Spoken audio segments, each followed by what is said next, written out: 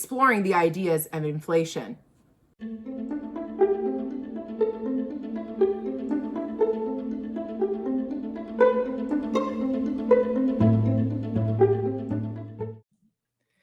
Hey everybody, welcome back to TFE with Nate and Ashley. Today we're going to explore the idea of inflation and the CPI. The Consumer Price Index just was released in the States, and it's at 4.2%, which is actually kind of high. Am I correct, Nate? Absolutely. Okay. So in light of, I'm Canadian, Nate's American, and in light of, everybody's always got their eyes right on what the US is doing at all times, it was actually quite difficult to find, somebody having real conversations about what's actually happening in Canadian inflation as well. But I did find a really good guy, Kevin McKeever, I think his name is. Ken McKeever. I got his name wrong for sure, but he did an amazing video on what's happening in Canada. At least, the US is the world reserve currency, but the way that we're spending over here is alarming, and we have no gold reserves. So I wanted to go on the Bank of Canada, their YouTube, and I just found this perfect little gem that the governor of the Bank of Canada, Tiff Macklem, he tries to explain inflation. And me and Nate thought it would be fun to maybe go through the video with you and maybe share some of our own comments or what we find interesting about what he is or isn't saying. So with no further ado, let's get into it. Macklem. I'm a dad, I'm a husband, I like sports, especially outdoor sports. I'm also the governor of the Bank of Canada. What is inflation? Imagine you're saving up to buy something. Maybe you want to buy a new cell phone. They're expensive. It's going to take a while to save up enough money to buy one.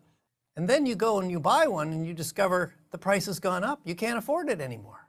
Well, when prices of most goods and services are going up, that's inflation. Hold the phone. Why are the prices going up, Mr. Tiff Macklem? He didn't even define what inflation was, which for the purpose of our video, Nate and I are using the definition of, do we agree on the expansion of the monetary supply, or are we using the CPI? Well, what I wanted to do here was I wanted to give a little bit of context to this. Right. I did read an article the other day by Lynn Alden, and it was everything regarding inflation. So one of the things that is discussed is monetary inflation. Of course, you're increasing the amount of money in the system. Then you're talking about the consumer price inflation, which is what we're dealing with here, where that is the it says here is when the nominal price of a broad set of goods and services go up. And then on top of that, you're dealing with asset price inflation, which is where you're dealing with all the houses expanding in price, Bitcoin going up in price. So those are the top three that Lynn talks about. And I'll link that in the show notes so you guys can get a full picture about inflation, but go ahead.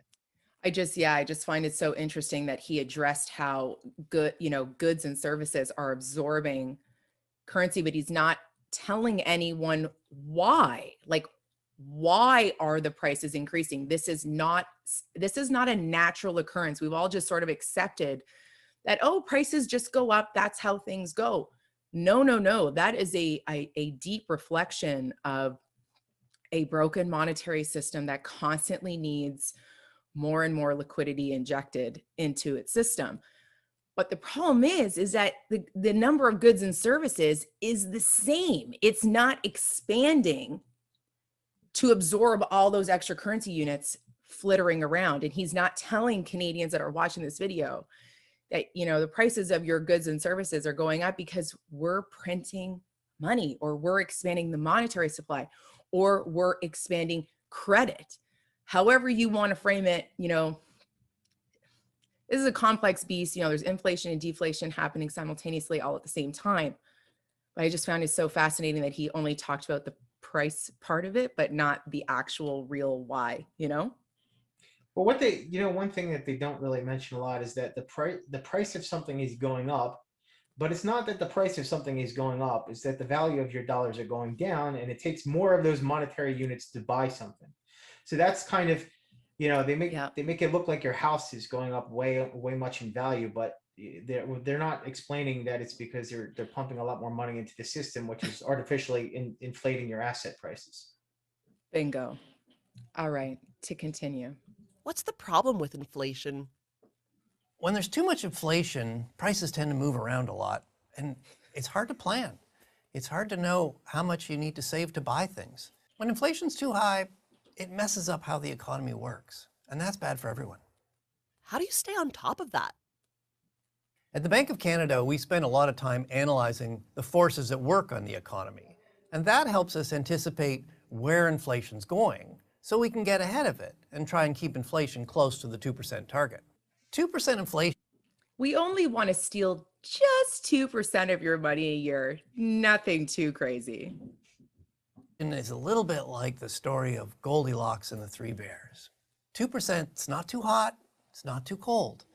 When inflation's too hot or too high, prices are going up, they're unpredictable, and it's hard to plan. When inflation's too low or too cold, the economy is usually struggling. There's not enough spending, there's not enough jobs in the economy. Nathan, please. We're really going down the Goldilocks and the Three Bears parallel here with bowls of porridge. Not too hot, not too cold, just right. Well, the problem you're going to run into with that is that there's also two camps here that Lynn Alden talks about in her article.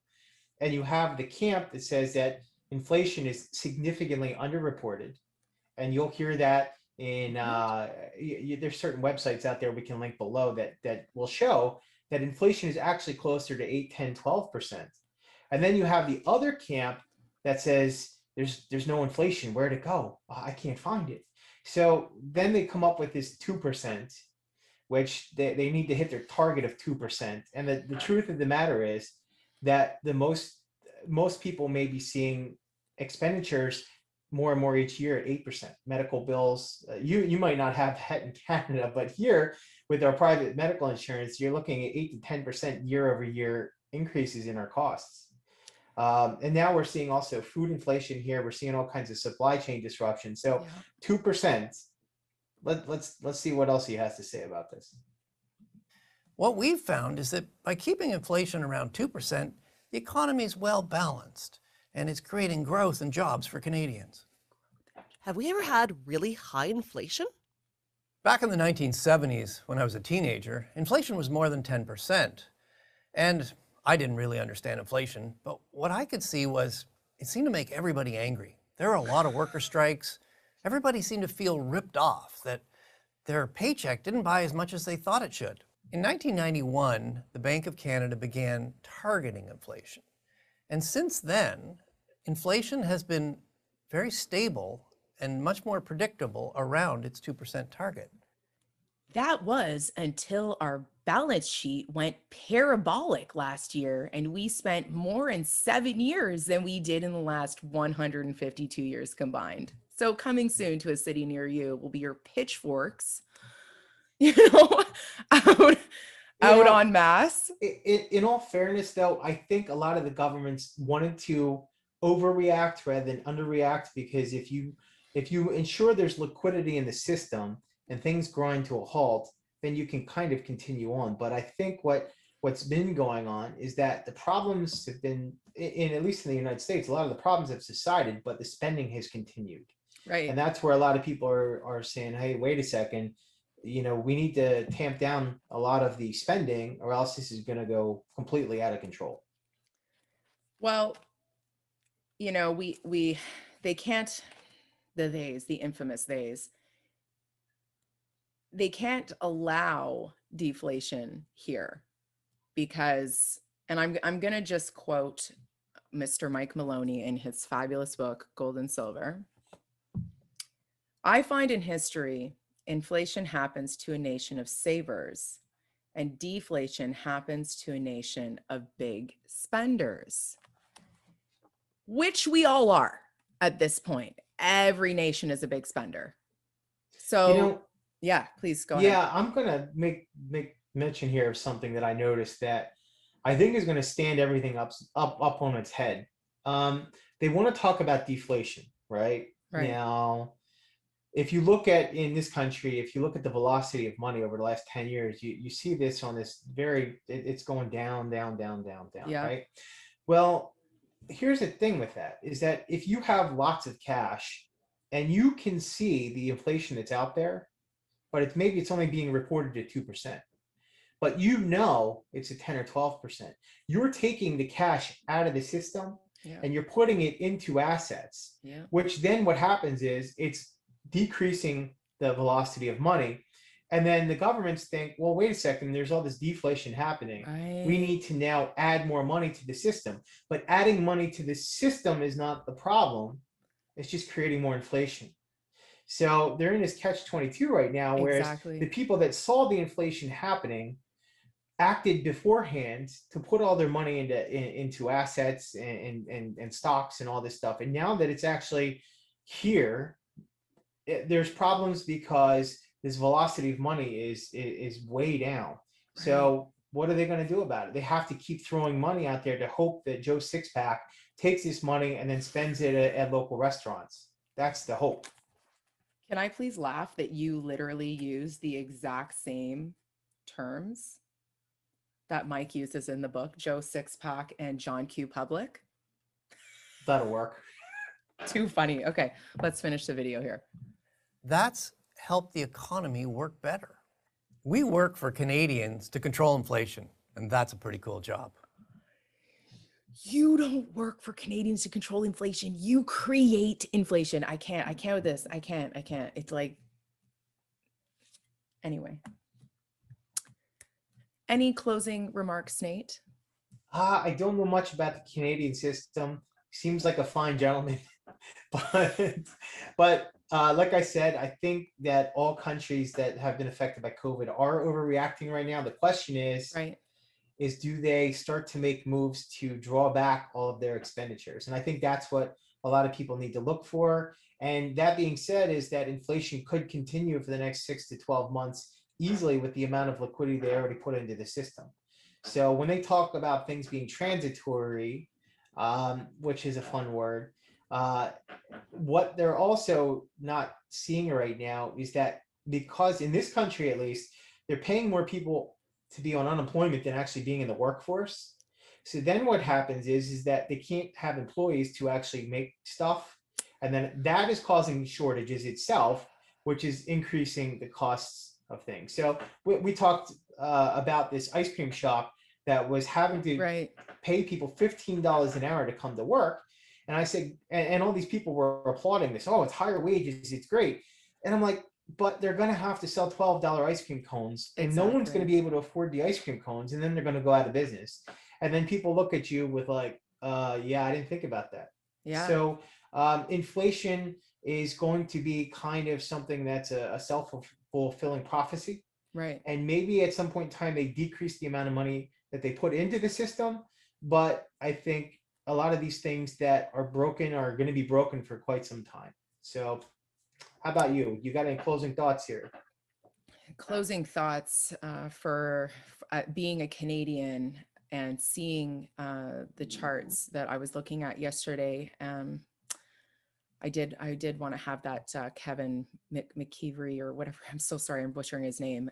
He did a beautiful job summating, just the spread of the balance sheet and for the Canadian government, and it's pretty alarming. And I can't not see how things are not going to get more and more and more expensive here.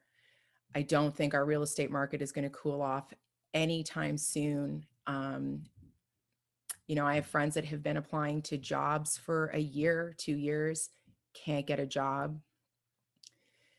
So this just to me is such a recipe for disaster. And if you're not in inflation hedges, like if you're not in assets that absorb this stuff or at least, shelter you a little bit from losing purchasing power, it's going to be really, really hard for people who are just in cash or are in debt. Anyways, guys, Bitcoin, gold, silver, those are your saviors. Those are the life rafts out of this mess. Just hold on the best you can and batten down the hatches, and we'll see you all next time. Take care. And as always, guys, please don't forget to like and subscribe to our channels. It helps the algorithm in YouTube send this video out more and more. We really appreciate all your support. Until next time.